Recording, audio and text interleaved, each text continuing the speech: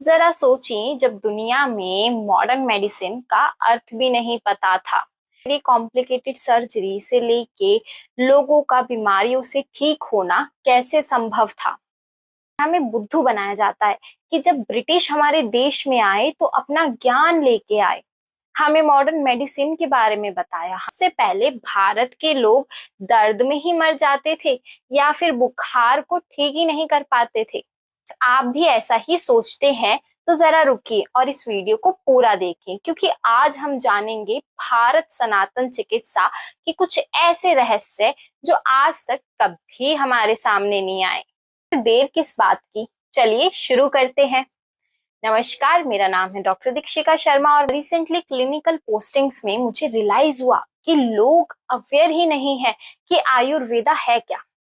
लोगों को असली आयुर्वेदा का ज्ञान ही नहीं है। लोग आयुर्वेदा को घरेलू नुस्खे समझते हैं या फिर एक होलिस्टिक अप्रोच समझते हैं या फिर एक अल्टरनेटिव मेडिसिन। एक पेशेंट पूरी दुनिया का चक्कर काट आता है, उसके बाद वो एक आयुर्वेदा चिकित्सक पर आशा रखता है कि वो उसे फटाफट ठीक कर दीजिए, और फिर बोलते हैं आयुर्वेदा स्लो है, आयुर्वेदा सूडो साइंस है, या फिर आयुर्वेदा में तो कोई एविडेंस ही नहीं।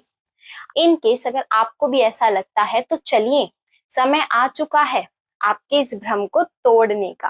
पहले समझते हैं आयुर्वेद क्या है। दरअसल आयुर्वेद को अगर हम दो शब्दों में तोड़ें तो हमारे पास रहता है आयुर्जमा वेद, यानी कि आयु मीन्स लाइफ और वेदा मीन्स नॉलेज और साइंस, लाइफ ऑफ साइंस या फिर द साइंस ऑफ लाइफ। अब इसको थोड़ा और सरल भाषा में समझते हैं।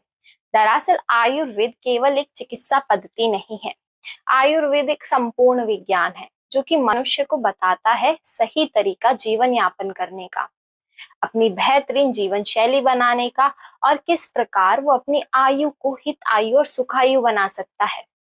अब आप सोच रहे होंगे हितायु और सुखायु इतने दो कॉम्प्लिकेटेड शब्द क्या है, तो इनका भी सॉल्यूशन है, चलो इसको समझते हैं। आयुर्वेद का उद्देश्य बताते हुए आचार्य चरक ने कहा है, हित अहितम सुखम दुखम आयु तस्सहे हित अहितम मानम च तच यत्र उक्तम आयुर्वेदा सा उच्यते।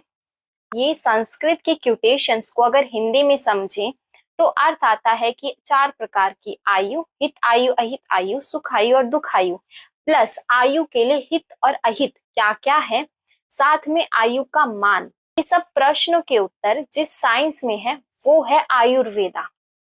हित आयु अर्थात एक ऐसी लाइफ जीना जो कि अपने साथ साथ अपनी सराउंडिंग, अपनी सोसाइटी पे पॉजिटिव इम्पैक्ट डाल सके, जैसे कि हमारे रिसर्चर्स, डॉक्टर्स, या अहित आयु जो जो खुद तो डूबते हैं प्लस साथ वालों को भी ले डूबते हैं, ये क्रिमिनल्स हो या फिर भ्रष्टाचारी व्यक्ति। सुख आयु अर्थात जब तक जियो सुखी जियो, और पहला सुख निरोगी काया, यानी कि स्वस्थ जीना।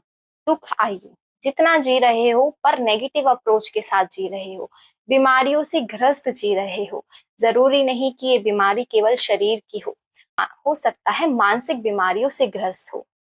इन चारों प्रकार की आयु के बारे में जहां वर्णन है, प्लस आपकी लाइफ के लिए क्या हित है, क्या पॉजिटिव है और क्या अहित है अर्थात क्या नेगेटिव है, इस विज्ञान में बताया है वो आयुर्वेद है।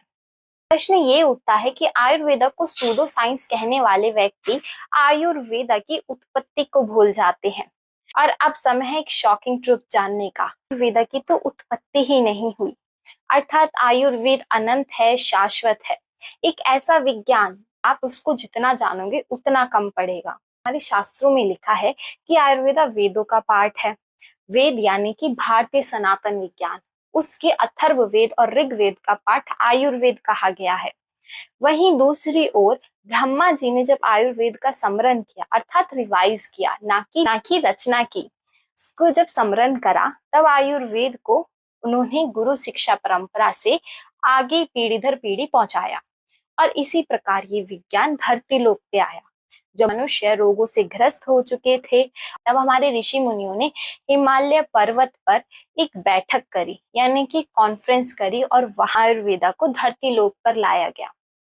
और अगर आपको ऐसा लगता है कि आयुर्वेदा केवल कुछ संहिताओं तक सीमित है, सोशल मीडिया में केवल दो संहिताओं को डोमिनेंट रखा जाता है, चरक संहिता और सुश्रुत संहिता, तो आप गलत हैं। आयुर्वेदा में प्रत्येक ऋषि मुनियों ने अपने विचार अलग अलग लिखे। प्रत्येक आचार्य ने और उनके शिष्यों ने अपनी अपनी संहिता यानी कि अपनी अपनी नोट्स या अपनी अपनी बुक्स लिखी। जो संहिताएं तो अनअवेलेबल है या फिर पूर्णता रूप से प्राप्त नहीं हो पाई। कुछ लोग क्वेश्चन करते हैं कि आयुर्वेदा जब इतना पुराना है तो आज तक इफेक्टिव कैसे हो सकता है। डरिए मत, इसका भी उत्तर है। आयुर्वेद केवल एक पीढ़ी का विज्ञान नहीं है, ये पीढ़ी दर पीढ़ी चलता हुआ विज्ञान है। हर एक ऋषि, हर एक आचार्य ने अपने युग में आकर आयुर्वेदा में कुछ नए पॉइंट्स ऐड करे, एक्सपीरियंस ऐड करे। हमारे इस विश्व गुरु भारत पे जब अंग्रेजों का अटैक हुआ तो उन्होंने पहले आयुर्वेद शास्त्रों को और हमारी चिकित्सा पद्धति को नीचे दबाना शुरू कर दिया। अगर ये बात आपको मैन्युपुलेटिव लगती है तो दोस्तों आप अपना इतिहास पढ़िए और जानिए किस प्रकार ऐसे हजार दर्दनाक हादसों से गुजरा है हमारा आयुर्वेद और भारत। अपनी नींव को ना खोते हुए आयुर्वेद धीरे धीरे अपनी जड़ें मजबूत करने लगा। तो जो रहस्य और समस्याओं के सुझाव में मॉडर्न साइंस आज भी खोज कर रहा है, वही हमारे शास्त्रों में हजारों साल पहले लिख दिए गए थे। आयुर्वेद एक ऐसा विज्ञान है, एक ऐसी चिकित्सा है जिसमें सबसे पहले मानसिक स्वास्थ्य को प्राथमिकता दी, जिसमें बताया कि प्रसन्न इंद्रिय, आत्मा और मन का होना बहुत जरूरी है एक स्वस्थ व्यक्ति में। और इसी डेफिनेशन को लेकर WHO ने हेल्थ की डेफिनेशन डिफाइन करी कि एक स्वस्थ व्यक्ति केवल फिजिकल ही नहीं बल्कि मेंटली, इमोशनली एंड सोशली भी हेल्दी होता है। कहते हैं हर चीज के दो पहलू होते हैं, पॉजिटिव और नेगेटिव। उसी प्रकार सोशल मीडिया के आयुर्वेदा पे दो तरीकों से इम्पैक्ट किया। पॉजिटिव तो ये कि दुनिया के हर एक कॉर्नर में लोग अवेयर हो रहे हैं आयुर्वेदा को लेके, अपने बड़े बुजुर्गों के द्वारा बताए गए उन नुस्खों को आज वो साइंटिफिकली समझ पा रहे हैं। Second one, negative. अक्सर आयुर्वेदा को यूज किया जाता है व्यूज या मार्केटिंग के लिए, जिस कारणवश आप तक अधूरा और गलत ज्ञान पहुंचाया जाता है। कहते हैं नीम हकीम खतरे जान, अर्थात आधा ज्ञान हमेशा रोग का कारण बनता है, ना कि रोग का निवारण। इसी समस्या को हम हल करेंगे साथ में मिलकर। अगर आपके मन में भी आयुर्वेदा को लेके बहुत से प्रश्न हैं या फिर आप एक परफेक्ट हेल्दी लाइफ जीना चाहते हैं तो कमेंट में जरूर बताएं। और हमारे साथ जुड़ने के लिए इस चैनल को सब्सक्राइब करें, इस वीडियो को लाइक करें और शेयर करें। अब तक के लिए स्वस्थ रहें और प्रसन्न रहें। जय आयुर्वेदा, जय श्री राम।